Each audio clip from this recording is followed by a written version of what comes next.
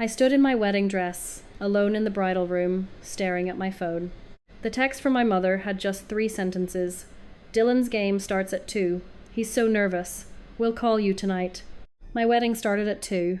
My hands were shaking so hard I dropped the phone.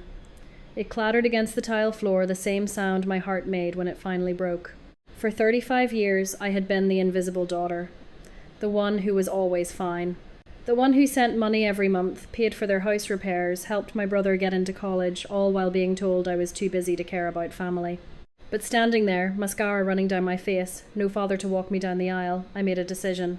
I would sell my $680,000 house, I would move across the country, and I would finally stop auditioning for a role I was never meant to play.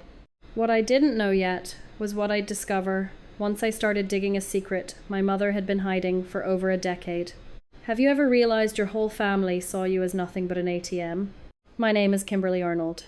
I'm 35 years old, a senior financial analyst at a major investment firm in Denver, and for most of my life, I believed being overlooked was the same thing as being loved. That belief didn't come from nowhere. It was planted when I was 8 years old, the day my baby brother Dylan came home from the hospital. I remember standing on my tiptoes to see him in his crib, this tiny, red-faced creature who would reshape our entire family. My parents were young then, barely making ends meet. Mom was 24, Dad was 27. They'd had me before they were ready, and by the time Dylan arrived, they'd figured out what kind of parents they wanted to be. The kind who showed up. The kind who cheered from the sidelines. The kind who made their child feel like the center of the universe. They just decided to be that kind of parent for him, not for me. I became the easy one, the daughter who didn't need help with homework, who packed her own lunches, who never complained when plans changed, and plans always changed when Dylan was involved. He was the boy, the athlete, the future. I was the one who understood. When I was 12, I won first place in the Colorado State essay competition. It was the proudest moment of my young life. Dad had promised to take me to the awards ceremony in Colorado Springs. I'd picked out my dress a week early. But the morning of, Mom pulled me aside in the kitchen. Her voice was gentle, almost apologetic. Dylan has a really important practice today, honey. The coach said scouts might come watch. Dad needs to take him. You understand, right? I understood. I always understood. I took the bus to Colorado Springs alone. I walked across the stage alone. I accepted my trophy from the governor's wife alone. And when I came home that evening, holding the biggest accomplishment of my 12 years, no one asked about it. Dinner conversation centered on Dylan's practice, his footwork, his potential. My trophy sat on the counter, unopened in its box, until I carried it to my room myself. That was the first time. It wasn't the last. When I graduated college summa cum laude, I was chosen to give the valedictorian speech. I had practiced for weeks. I told my parents the ceremony started at 10. They arrived at noon. They'd taken Dylan to his morning game first, because it was on the way. They missed my entire speech. Afterward, Mom hugged me and said, "We're so proud of you. But guess what? Dylan's team won their division." The conversation shifted to him before I could even show them my honor cords. By the time I was 30, I'd built a life entirely on my own. No family money, no connections, no help. I worked my way through graduate school, climbed the corporate ladder, invested carefully, and bought a beautiful townhouse in a desirable Denver neighborhood for $680,000. When my family came to visit, my mother looked around at the hardwood floors, the modern kitchen, the view of the mountains I'd worked 15 years to afford, and she said, "It's nice, but isn't it too big for one person? You should have bought something closer to us. You could help more with Dylan." Not congratulations, not pride. Just a reminder that my success was only valuable if it served someone else. The worst part is, I kept helping anyway. Starting when I was 25, I began sending money whenever Mom called with another crisis. She always had rules. Don't tell your father, he's too proud. Don't tell Dylan, he'll feel guilty. So I sent the transfers quietly, told myself it was temporary, and never once added up the total. I was a financial analyst. Numbers were my entire career. But some numbers I couldn't afford to face. Mom had a phrase she used like a lullaby. "You're so strong, Kimberly. You don't need us like Dylan does." I heard love in those words. I didn't hear the cage. When Marcus proposed 3 years ago, I called Mom immediately, bursting with joy. She listened, said, "That's wonderful, honey," and then without pausing added, "Oh, by the way, Dylan might get a tryout with a semi-pro team this year." Isn't that exciting? My engagement became a footnote in my brother's story. But I told myself the wedding would be different. For one single day, I would finally be the priority. I had never been more wrong in my entire life. But it took me 3 months of planning, hoping, and begging to finally understand just how wrong I was. When Marcus and I set our wedding date, I was careful. More careful than I had ever been about anything. I pulled up Dylan's soccer league schedule on my laptop and cross-referenced every single game, every tournament, every possible conflict. I chose a Saturday in late May, 2 weeks after his regular season ended, but before the summer tournaments began. There was no overlap, no excuse. For once, I had made it impossible for my family to choose Dylan over me. I sent my parents a handwritten invitation, not just the formal printed card that went to everyone else. A personal letter, written on cream stationery in my neatest handwriting. I wrote, "This is the most important day of my life. I really need you there. Both of you, please." I sealed it, mailed it, and waited. Mom called 3 days later. Her voice was warm, almost excited. "Of course we'll be there, honey. We wouldn't miss it for the world." I let myself believe her. After 35 years, I still let myself believe her. 2 months before the wedding, I brought up the question I had been afraid to ask. "Mom, I was wondering if Dad would walk me down the aisle." There was a pause on the line. Then Mom said, "I'll talk to him about it, honey. I'm sure he'd love to." But no answer came. No phone call from Dad. No confirmation. A month before the wedding, I asked again. Mom's voice was vague. "He's been so busy with work and helping Dylan train. But I'm sure he will. Don't worry about it." I should have worried. Dad never called me directly. He never had. Every conversation, every decision, every piece of information about my own family flowed through my mother. She was the gatekeeper, and I had never questioned it. I told myself that was just how our family worked. I didn't realize it was how she controlled everything. 5 days before my wedding, my phone rang. It was Mom. Something in her voice told me this was not a happy call. She sounded apologetic, but underneath the apology was something harder. Something already decided. "Honey, I have some difficult news. Dylan's team made it to the regional championship final. Can you believe it? They've never gone this far before." She paused. "The playoff schedule just came out last week. We had no way of knowing." My hands went cold. "Mom, when is the championship?" Another pause. "Saturday. The same day as your wedding." The room tilted. I gripped the edge of my kitchen counter. "Mom, you're not saying what I think you're saying. There will be coaches from semi-pro teams watching. This could change Dylan's whole future. He's worked so hard for this. We have to be there for him." I could barely breathe. "I'm only getting married once, Mom. This is my wedding day." And then she said the words that broke something inside me that I don't think will ever fully heal. "You'll understand when you have kids, Kimberly. Sometimes you have to choose the child who needs you more." The child who needs you more, as if need were something she measured, and I had never registered on the scale. As if 35 years of needing her, wanting her, hoping she would see me, counted for nothing. As if I had been foolish to expect anything different. I hung up without saying goodbye. My hands were shaking so badly I could barely hold the phone, but I wasn't done. I had one more call to make. I dialed my father's number. It rang 4 times before he picked up. His voice was cautious, surprised. I almost never called him directly. "Dad, Mom said you're not coming to my wedding. Is that true?" A long pause. I could hear him breathing. Finally he said, "Your mother and I discussed it. Dylan really needs our support right now. This championship is a big deal for him." "Dad," my voice cracked. "I need you too. I need you to walk me down the aisle. I've dreamed about that since I was a little girl." Another pause. Longer this time. Then, "I'm sorry, Kimmy. Your mother thinks it's best if we support Dylan right now. You've always been so independent. You'll be fine." He hung up before I could respond. I stood in my kitchen, holding a dead phone, and realized something I'd spent my entire life avoiding. My father wasn't the villain. He wasn't cruel or malicious. He was simply absent. He watched my mother make every decision, steer every conversation, allocate every scrap of attention, and he never once intervened. His sin wasn't choosing Dylan. His sin was never choosing me. Never fighting for me. Never even asking if I was okay. That night, Marcus found me sitting on the couch, staring at nothing. When I told him what happened, I expected him to comfort me, to say something soothing about how families are complicated. Instead, he sat down across from me and said something that changed how I saw everything. Kim, I've watched your family for 3 years. Every holiday, every dinner, every phone call. They don't forget you. They choose not to see you. Every time you mention your work, your mother changes the subject. Every time Dylan comes up, she lights up like he's the only person in the room. This isn't accidental. This is a pattern. And I think it's been going on your whole life. I wanted to defend them. I opened my mouth to explain, to make excuses, to find some reason why Marcus was wrong. But nothing came out, because deep down I knew he was right. I had always known. I just hadn't been ready to admit it. That night Marcus made a phone call. I didn't know who he was calling or what he said. I was too numb to ask. The wedding day arrived. I stood in the bridal room of the venue, wearing the dress I had dreamed about, looking at myself in the mirror. Alone. No mother to adjust my veil. No father to tell me I looked beautiful. No family at all.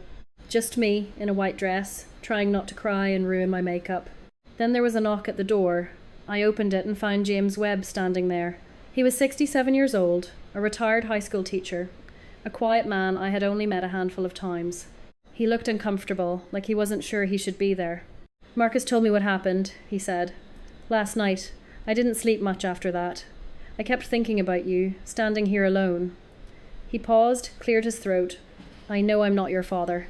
But if you'll allow me, I would be honoured to walk you down the aisle. I burst into tears. Not sad tears, something else. Relief, maybe. Gratitude. For the first time in my life, a father figure had shown up for me, without being asked, without conditions, without needing anything in return. James Webb walked me down the aisle that day. He held my arm gently, patted my hand when I trembled, and delivered me to Marcus with a small nod that said more than words ever could. The ceremony was beautiful. Marcus cried when he saw me. Our friends surrounded us with love. For a few hours I forgot about the empty seats where my parents should have been. Then, during the reception, I checked my phone. There was one message from my Muang Shizen doing so. Congratulations, honey. Dylan won, 3-1. Coaches were so impressed. Send us pictures! 3 exclamation marks for Dylan's victory. None for my wedding, no apology, no acknowledgement that they had missed the most important day of my daughter's life. Just a report on my brother's game, as if that was the real news of the day. I showed the text to Marcus. He read it, looked at me, and said nothing. He didn't need to. That night, lying next to my husband in our hotel room, I cried. But not from sadness. I cried from exhaustion. 35 years of trying to earn something that was never for sale. And in that exhaustion, I finally found clarity. I was done auditioning for a role I would never get. The only question left was what I was going to do about it. And surprisingly, the answer didn't come to me in anger. It came to me in numbers. Marcus and I went on a short honeymoon to a quiet beach town in California. We had planned a bigger trip, but after everything that happened, I just needed somewhere peaceful to think. On our 3rd night there, while Marcus slept beside me, I opened my laptop and did something I had avoided for 8 years. I pulled up my bank records, my transfer history, every payment I had ever made to my family, and I added it all up. I am a financial analyst. Numbers are my job. I can look at a spreadsheet and see patterns that other people miss. But for 8 years, I had deliberately kept myself blind to this particular set of numbers. I had never totaled them.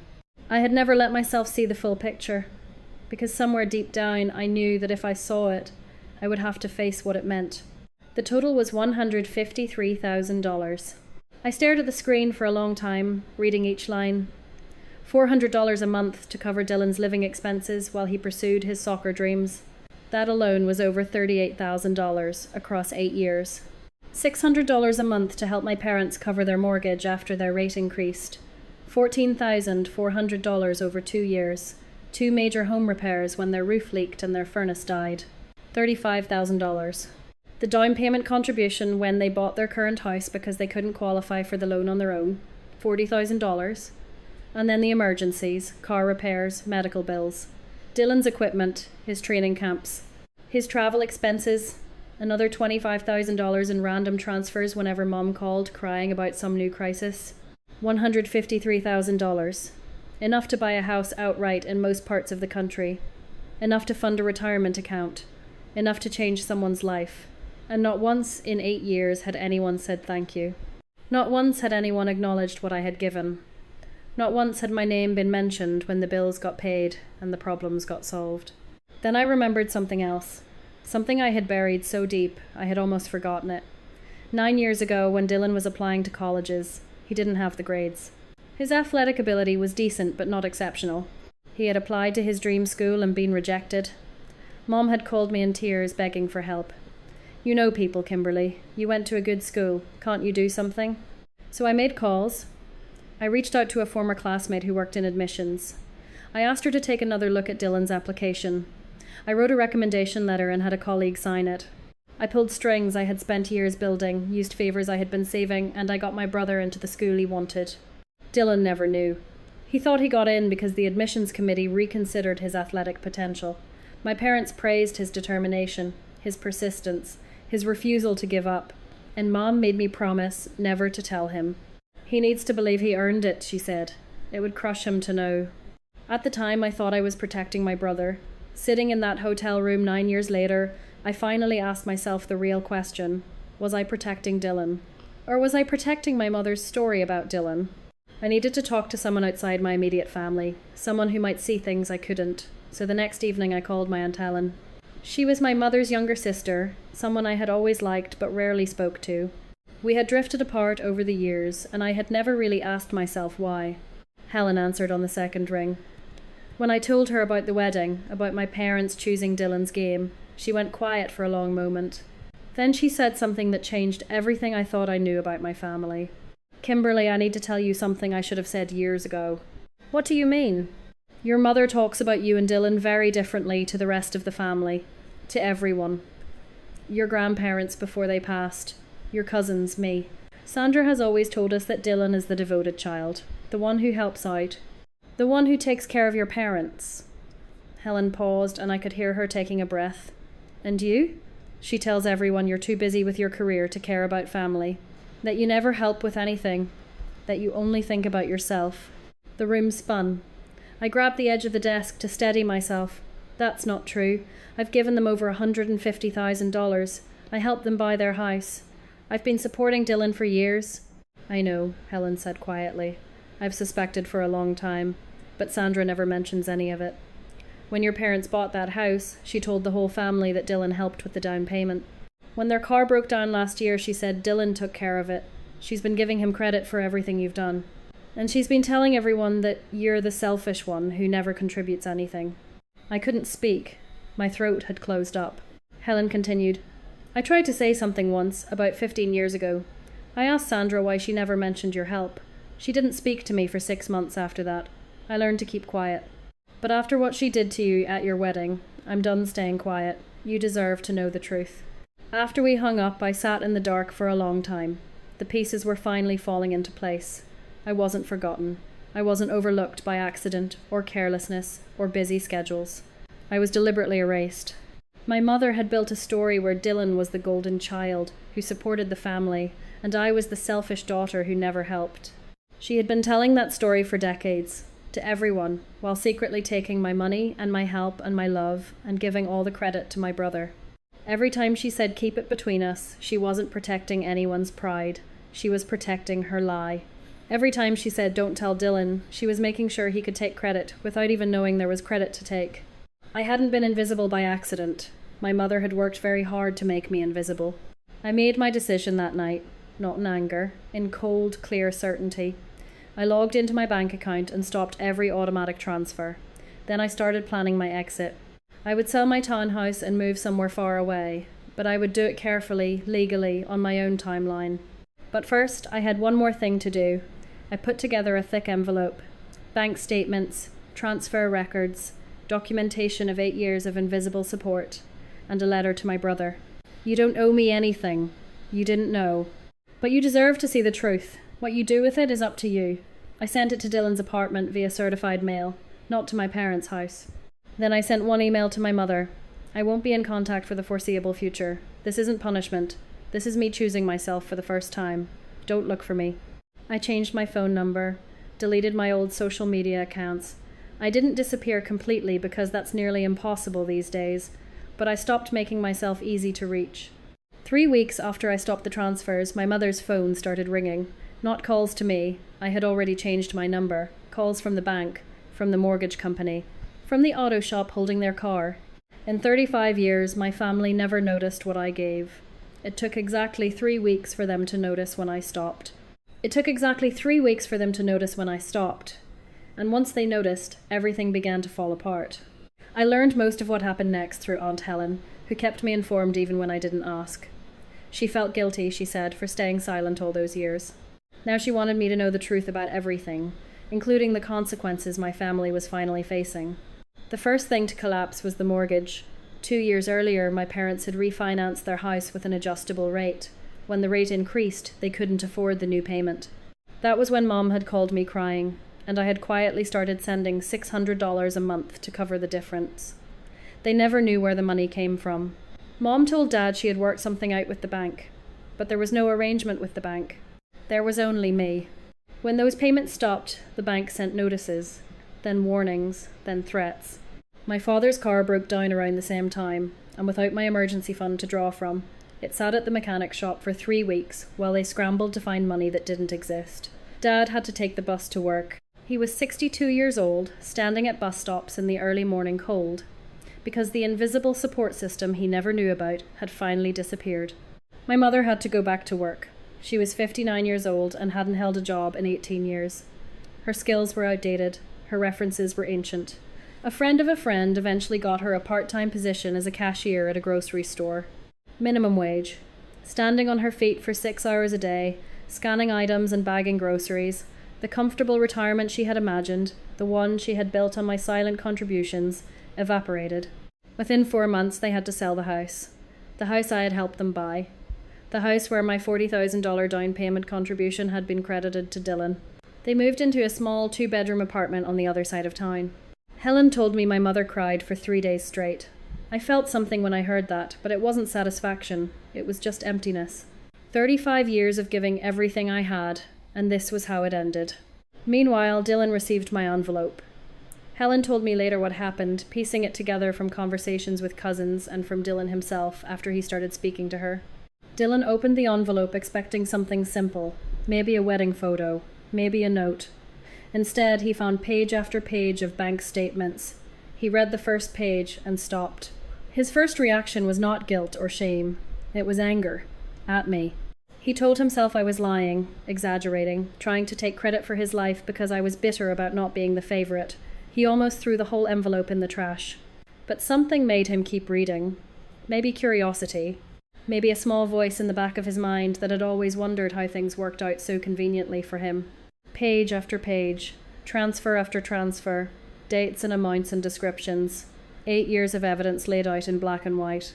By the time he reached the final page, his anger had shifted. It moved from me to himself, then to our mother, then to the comfortable story he had believed about himself his entire adult life. A week after reading everything, Dylan went to our parents' apartment.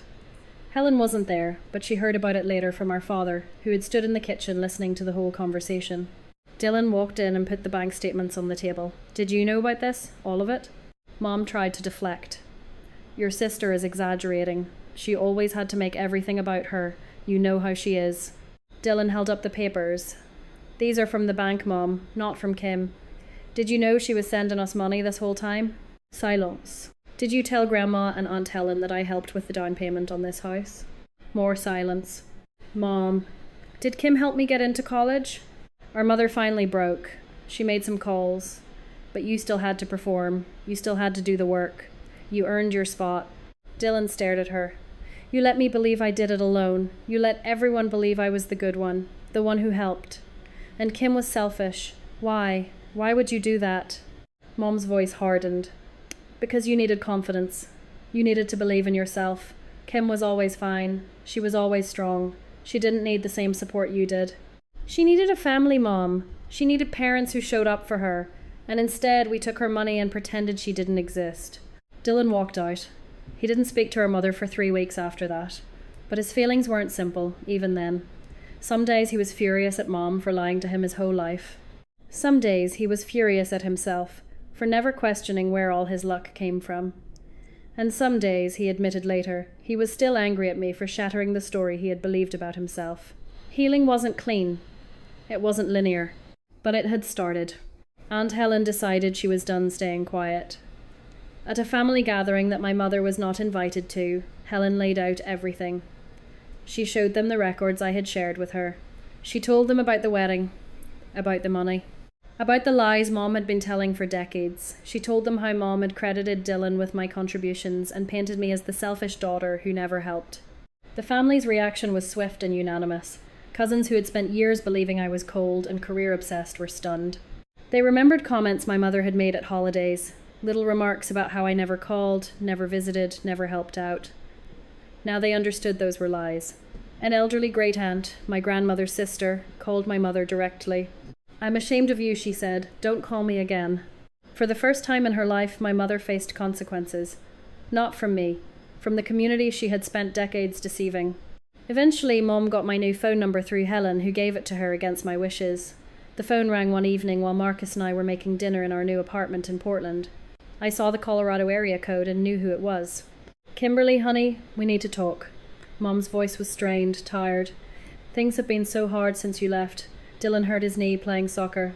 He needs surgery, and insurance won't cover everything. And your father and I had to move. I'm working at a grocery store now. Can't you help? Just this once?" I listened until she finished.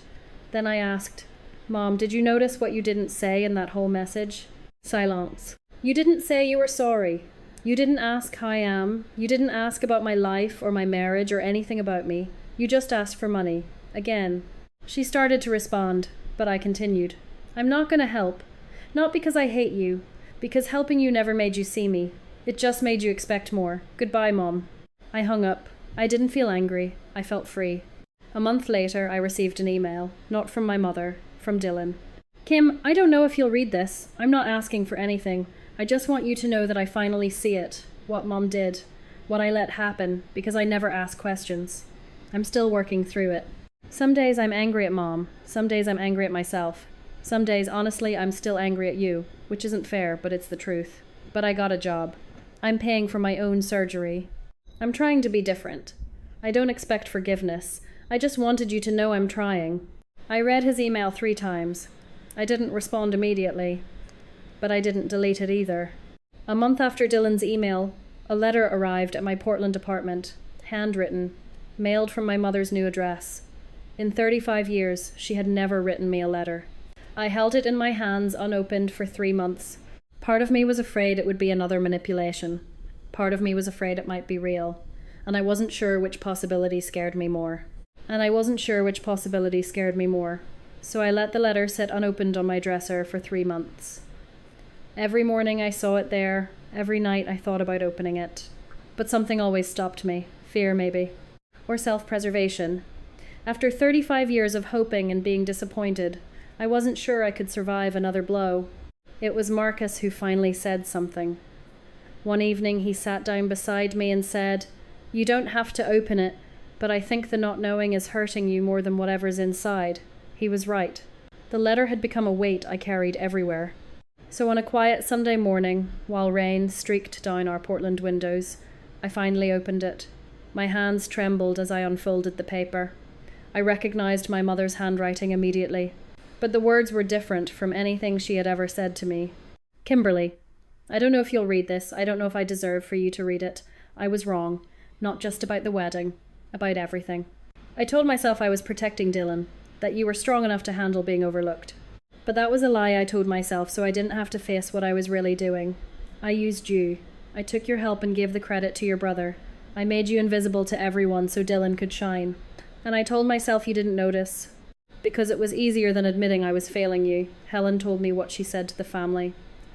I was angry at first. Now I'm grateful. For the first time, I had to hear what my choices sound like when someone else says them out loud. I'm not asking you to come back. I'm not asking for money. I'm not asking for forgiveness. I'm just asking you to know that I see you now. And I'm sorry, Mom. I read the letter 5 times that first day. I talked to Marcus about it for hours. I cried, though not exactly from pain. It was something more complicated. After 35 years of wanting to be seen, the words had finally come. But they came after the door had already closed. Part of me wanted to believe her. But 25 years of conditioning had taught me to look for the catch, the hidden ask, the subtle shift of blame. I searched her words over and over. I couldn't find one. But that didn't mean it wasn't there. Maybe she had just gotten better at hiding it. Or maybe she meant every word. After many sleepless nights, I realized something important. I didn't need to know. The answer didn't change what I was going to do next. I wrote back 6 months after receiving her letter. I took my time because I wanted to be sure of every word. Mom, I read your letter. I believe you're sorry. I can hear it in what you wrote. But believing your apology doesn't mean I'm coming back.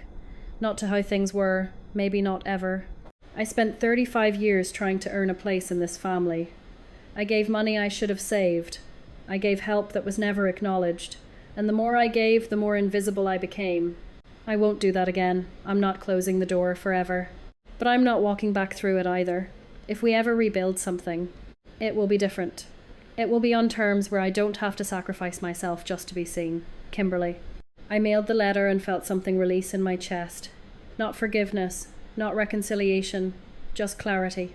8 months after everything fell apart, there was a knock on my apartment door. I opened it and found Dylan standing there. He looked different than I remembered. Thinner. Older somehow. He was leaning slightly on a cane, still recovering from his knee surgery. I'm not here because Mom sent me, he said quickly. She doesn't even know I came. I paid for the flight myself. I've been working at a physical therapy clinic while I recover. He paused, struggling to find words. I'm here because you deserved a brother who saw you. And I never was that. I want to try, if you'll let me. He held out an envelope. I opened it and found $200 in cash. I know it's nothing, Dylan said. I'm still paying off my surgery. But I want to start paying you back. Not because you asked, because I should have known. I should have questioned where all my luck came from. I looked at the money. Then I looked at my brother, standing nervously in my doorway, offering me everything he had. Keep it, I said. Pay off your surgery, build your life. That's what I would have wanted the money to do anyway. I didn't hug him. The distance between us was still too real. But I stepped aside and invited him in for coffee. We sat in my small living room and talked for 2 hours. Carefully. Honestly. He told me about his recovery, about his job, about how strange it felt to work for something instead of having it handed to him. I told him about Portland, about my new position, about how much I loved the quiet of my new life. It wasn't forgiveness. It was a crack in a wall, a beginning. Maybe it would grow into something more. Maybe it wouldn't. But for the first time, my brother was seeing me, and that was worth leaving the door open. Now it's been 1 year since my wedding. I'm sitting in my Portland apartment, smaller than my Denver townhouse, but entirely mine. Every piece of furniture, every picture on the wall, I chose for myself. Marcus is in the kitchen making dinner.